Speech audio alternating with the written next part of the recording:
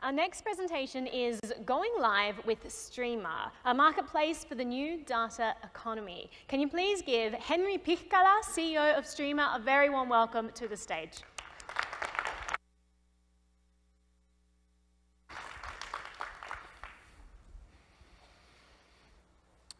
I would like everyone to look at their shoes. Go ahead, stare at them for a second and think. They feel personal. You bought those shoes, so you own them. You own the laces, you own the heels of your shoes. But in the near future, will you also own the data produced from them? I'm not kidding, it's real. Take a look. Shoes connected. Regular shoes are so retro now. The hipsters in Williamsburg are putting up the prices as we speak. What about the smart car you'll be driving a few years from now? In a smart city, it will need to grab data from its surroundings and deliver the information it produces to others.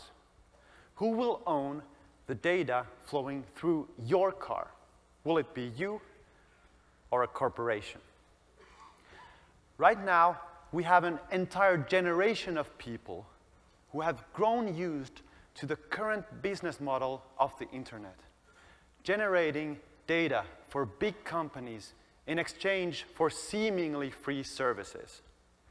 And we've seen in the past few months just how dissatisfied people are with this. They want to be in the driver's seat when it comes to owning and monetizing the information they create. And they are seriously concerned about how much power a tiny number of companies wield by controlling their information. Now, Streamr will help solve that. We are data done differently. We're going to use the power of the blockchain and peer-to-peer networks to turn the current paradigm on its head. And that change starts today. Thank you. If people truly want to own their data, legislation won't do that for us. We need a neutral, common space where anybody can turn up and buy and sell the information they are producing. That's what Streamr is building. A marketplace for the 21st century's most valuable asset, data. The marketplace will be for everyone and everything to participate in. People, organizations, machines, and AIs can meet and share all types of real-time information.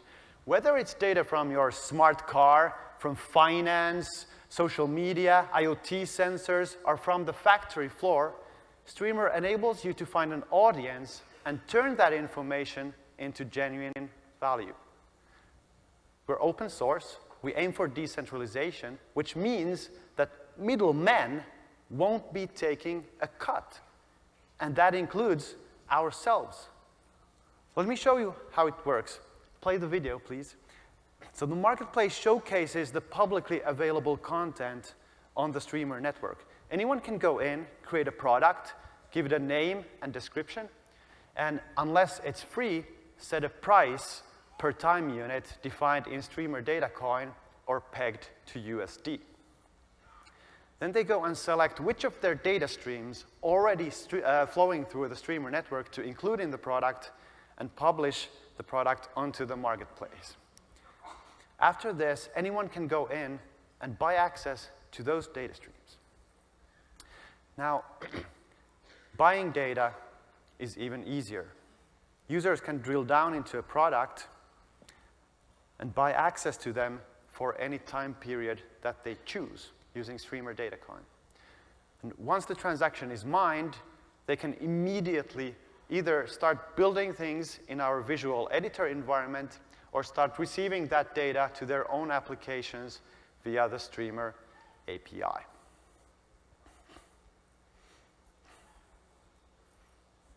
Now, under the hood, powering the marketplace is the Streamr network.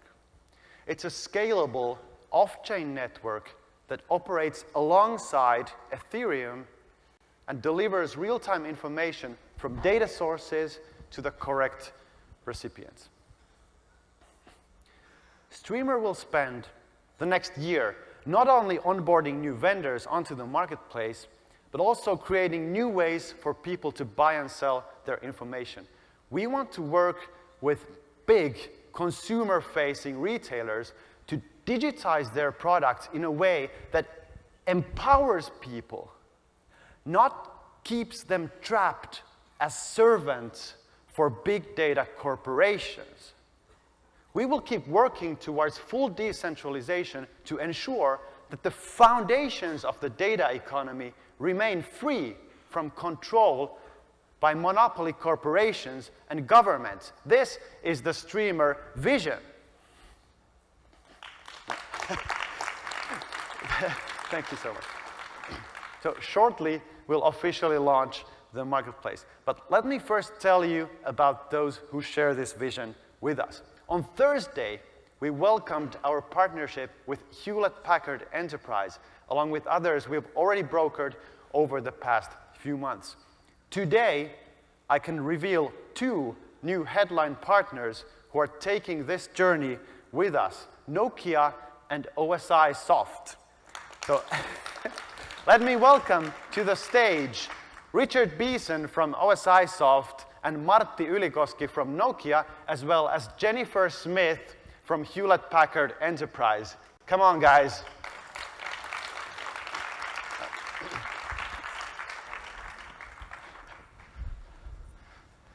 Hi, Brady.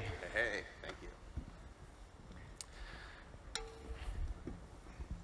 Hey everybody, my name is Brady Dale. I'm a reporter for CoinDesk. I mostly cover tokens and new startups, and Mr. Pacala invited me up here to talk with their partners about what they're doing with Streamr. So, the Streamr idea, we hear about this often in decentralized discussions, give people control of their data again. So, we've got Hewlett-Packard Enterprise here, Nokia, and OSIsoft.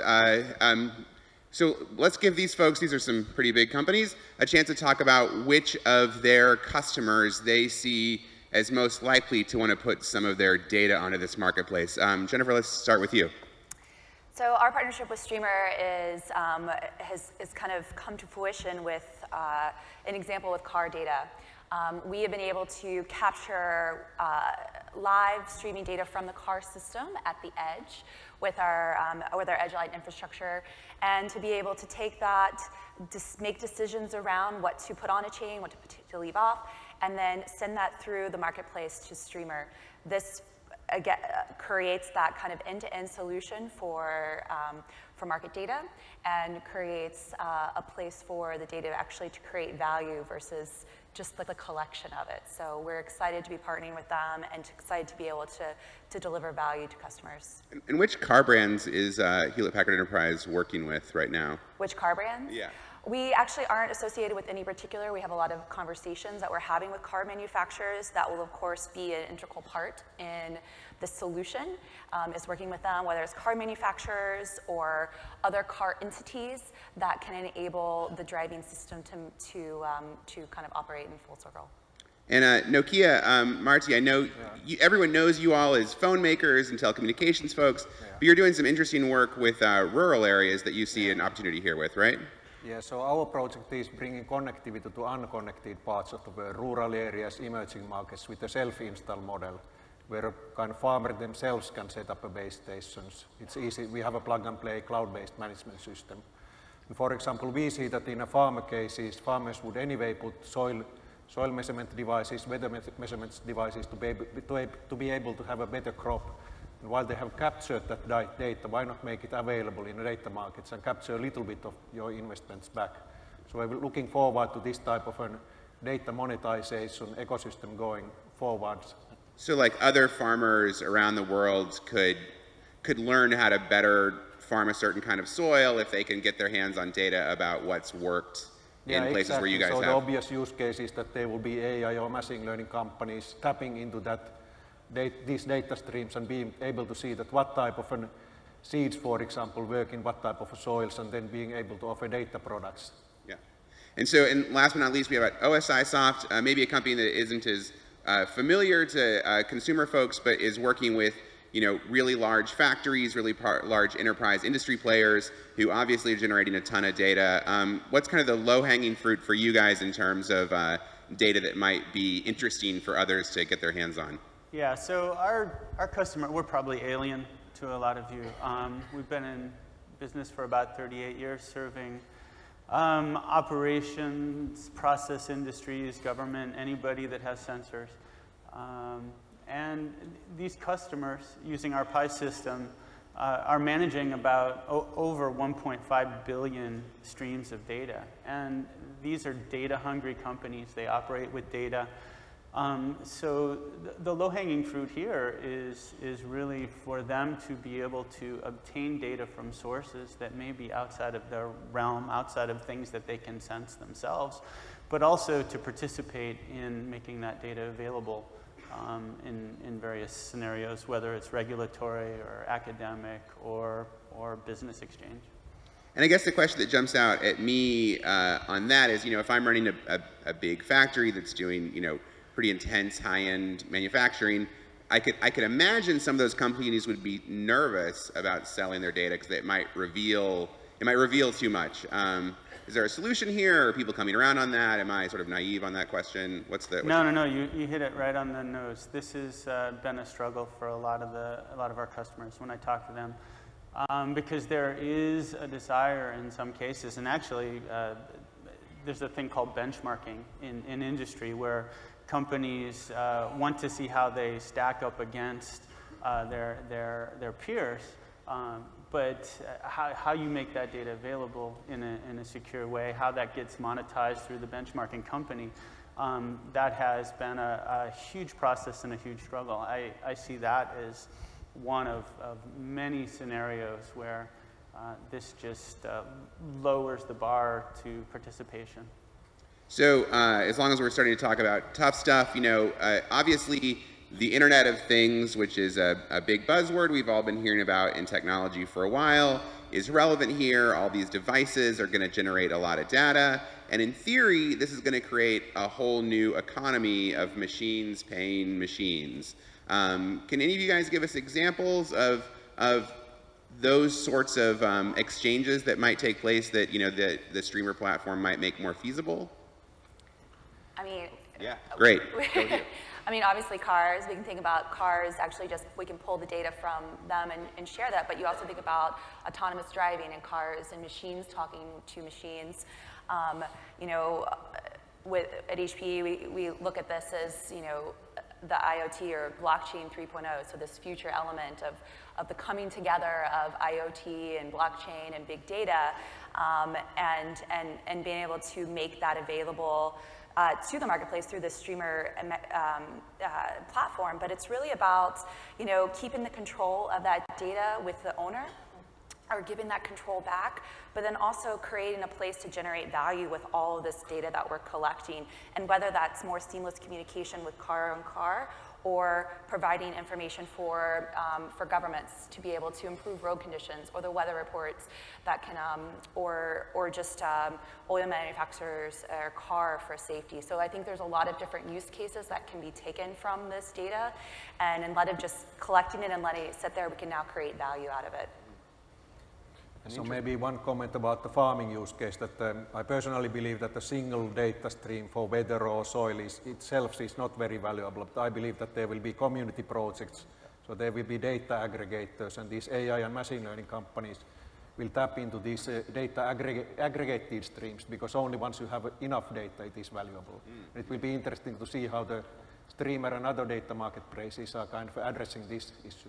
Yeah, that's exactly the pattern we are trying to create here. By eliminating the friction from all these stakeholders working together, it enables the pattern where someone who's developing some kind of model or intelligence or machine learning, they can actually take the raw data from the network or from the marketplace, then apply their intelligence, adding value to the data, and publish the results back onto the marketplace, right? For the owner of the data or for anyone else. Then someone can take that data, apply that to some model, and put it back onto the marketplace. So this can develop or create kind of a chain of value adding and chain of data refinement that will ultimately benefit everyone and give rise to this emerging data ecosystem. But it's impossible without that kind of frictionless environment where it can be done. Right, sounds good. Yeah. Yeah, I'd love to add to that, because not only is it lowering the friction, but at least with the customers I deal with, data ownership is absolutely a critical issue, and this brings in the notion of data ownership and knowing that it's trusted, and knowing that it's where it's coming from, and knowing that I can participate in a trusted way. Absolutely critical. Yeah, and I guess that, you know, I'm thinking about this for the Hewlett-Packard application in particular with cars. But it's probably relevant to all these applications. I guess the first question, if I'm a car owner, I'm not, I live in New York City, but if I were, a question that I would have is, if I have a car that's empowered to put this data out there, will there be a lot of refinement in terms of how much I can control just which chunks of data? Like, could I say, share data about the parts on my car, but don't show where I am, for example? Is that a thing you could? Exactly. Yeah, that's exactly the type of control that you would have in place, and the decisions you'd be able to make, and being able to do that analysis at the edge is enabling that further display of control and ability to choose which data is shared, which puts the power in the hands of the user. So with Nokia on stage, I'm always curious about what's going on with the 5th generation of the internet, this new super large streams of data out there. What's going on there, and how important is that going to be to being able to share these sorts of pools of data? Yeah, so obviously 5G is the big thing for the company. So I'm personally working with these emerging markets, kind of area where the price is everything. But we have project where we are integrating 5G base stations, for example, to street lamps, and those will be kind of a data-rich environments where all type of an environmental pollution data will be gathered from.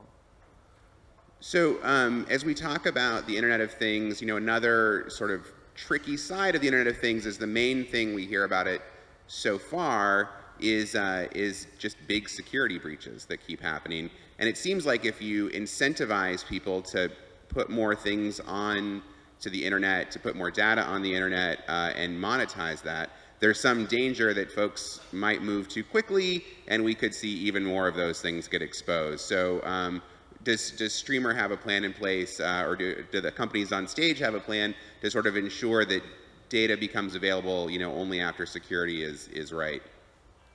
I'm sure all of us have a good plan for that. For Streamr, the main thing is obviously the data confidentiality, which can be established via end-to-end encryption. So if we encrypt the data as close to the source as possible, then it doesn't matter if the data travels through a decentralized peer-to-peer network, potentially consisting of untrusted nodes, because it will just look like garbage to anyone who does not have the decryption key. But we don't go into the kind of sensor or hardware level of things. Obviously, that's for these guys. Right. Yeah, I mean, there's definitely a lot of security built into the hardware itself. Also, layering on with the Ethereum blockchain increases that level of security and trust mechanism. And then, of course, the ability to be able to choose and select the data points that are put on there. No personal information is necessarily has to go on there. It could just be the acceleration and things like that from the car. So I think all of those create an element of secure and feasibility for this. Yeah. There will be all types of unintended consequences out of publishing data, so it will be kind of fun to watch out when people publish data that what other people can, even from very small data amounts, be able to deduce amazing things. So I think this is a kind of an issue for the whole data economy. Yeah. In our world, we have customers that deal with a lot of the US critical and world critical infrastructure. And whether that data even gets out of that world and how it gets out, or even how it gets in, is crucial. and the security aspects are absolutely vital to whether they'll participate. All right, so we're here at the final minute. Henry, I think you wanted to do a last moment here. Please, if you guys would join me for a little launch ceremony here. So please, let's gather behind the big red button, if you will. The big red button. Okay. So could we play the countdown video, please? Okay, guys, have some fun and count with us. Please, hands here. 6, 5, 4, 3, 2, 1. And we are live at marketplace.streamr.com. Guys, please check out our pavilion space. It's near the registration. We have robots. Find us on Twitter and Telegram. Thank you all for having us here. Thank you very much.